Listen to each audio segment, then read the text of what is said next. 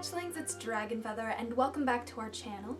On today's episode, we're going to talk about how to live a witchy lifestyle for episode 2 of Witchy Week.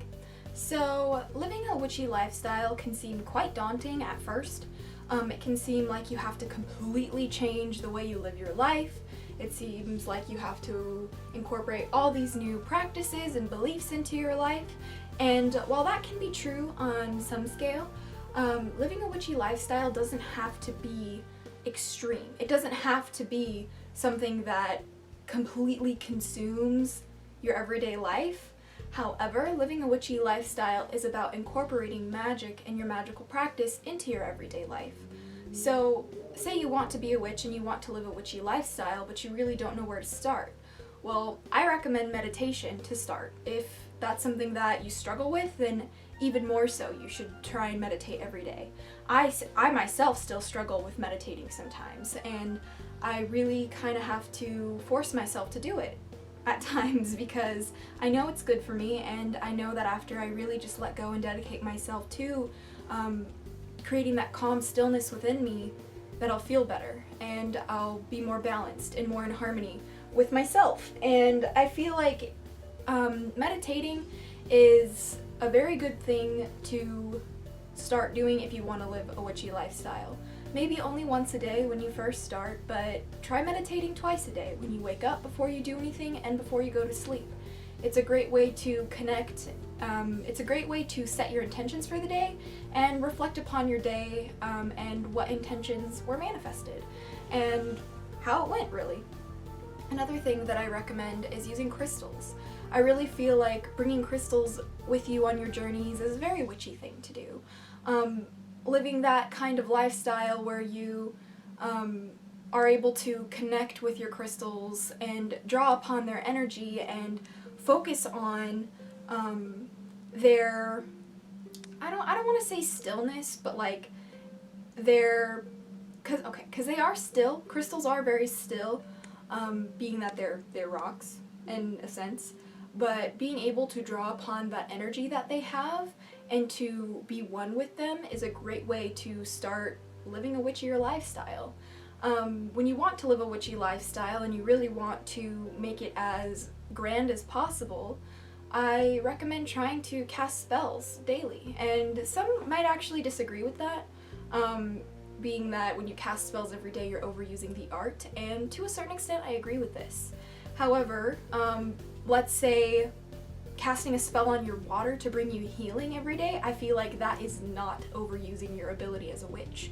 I feel like holding a water bottle, I mean, you really shouldn't be drinking out of water bottles, guys, just saying, but like having a glass of water, and before you drink that water, close your eyes, feel the water in your hand, and put your intentions of love, healing, and light into it before you drink it. You're going to be drinking that love, healing, and light and filling yourself with that. So that's something that you can do daily to live a more witchy lifestyle.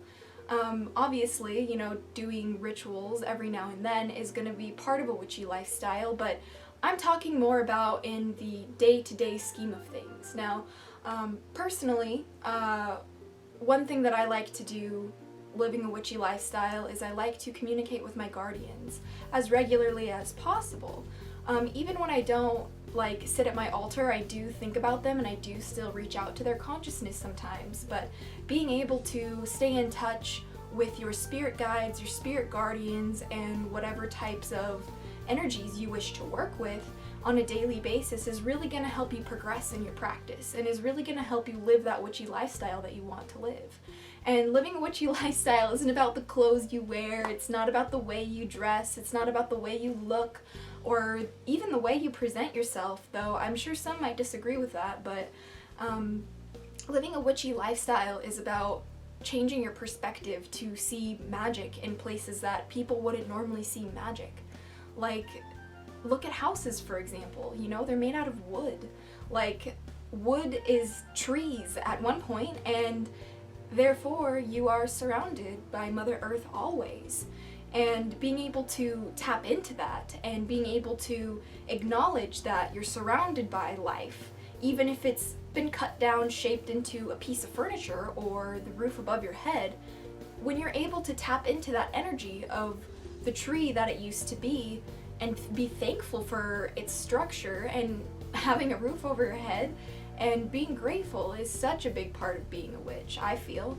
I don't know if you all would agree with that, but for me personally, I feel like the more gratitude we express on a daily basis, the more magic we can manifest in our lives. And from personal experience, I have really kind of validated that for myself, because as soon as I started being more grateful, I ended up finding more things to be grateful for. And the more things that I found to be grateful for, the happier I was in the moment that I'm in.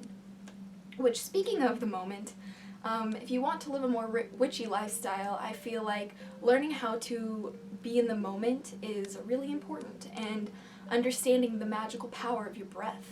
Like, if you could not breathe, you would not be here, and being grateful for the air that goes in and out of your lungs whenever you take a deep breath in or exhale out of you is so vitally important, and can be you can even cast a spell on the air in your room if you want to.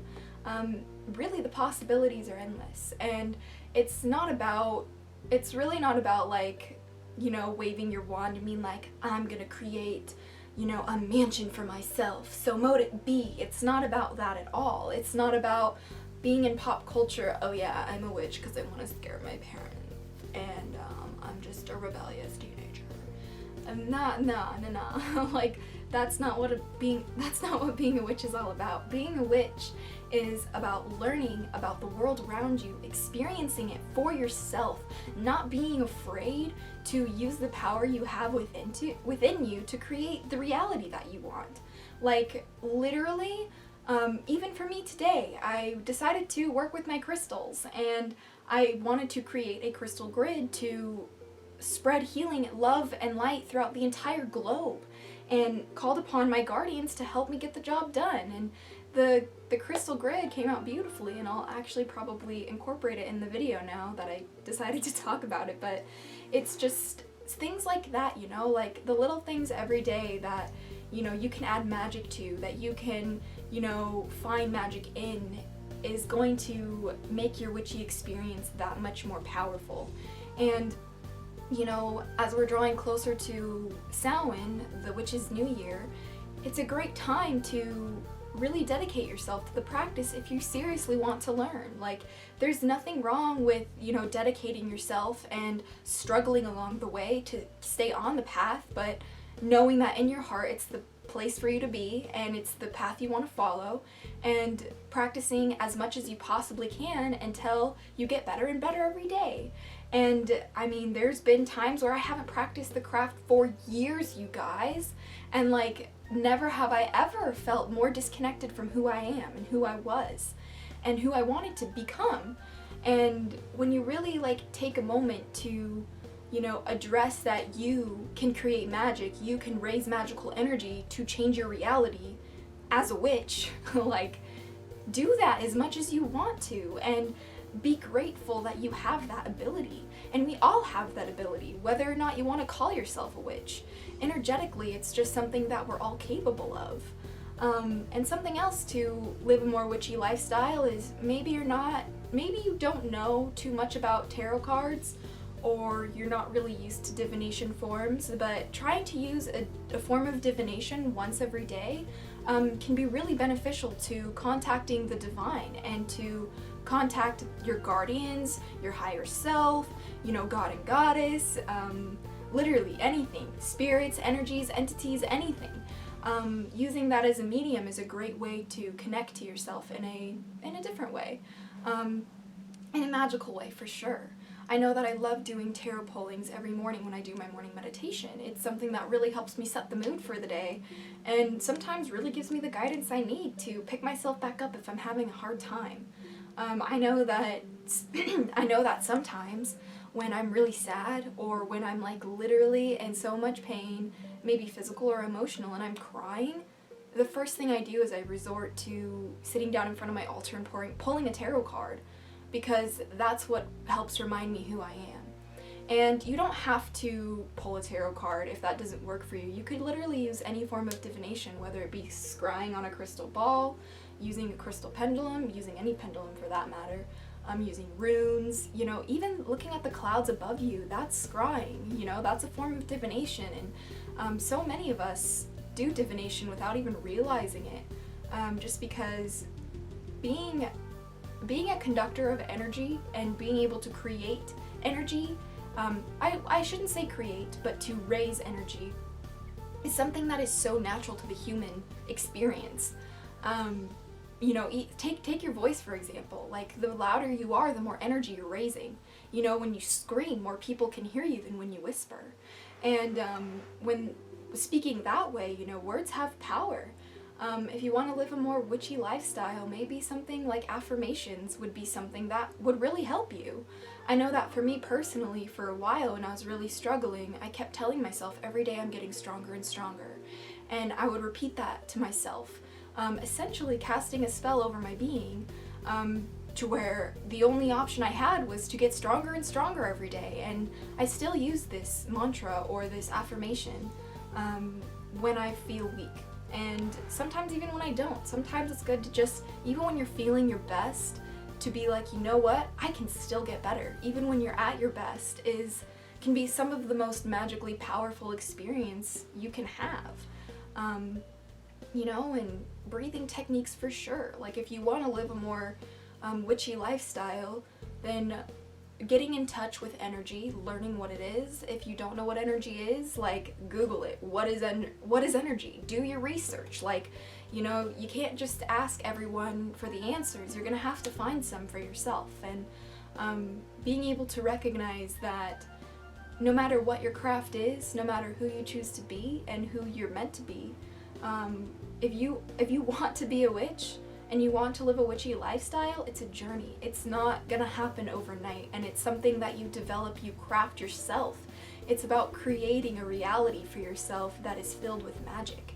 And some people just don't understand. Some people are just like, I need proof, I need evidence. And it's like, that's not how it works, you know? Like, some things, yes, like, I mean, we have evidence that crystals have a different structure than anything else in the world, but something that's so spiritually intimate, I feel like one should not need proof to experience.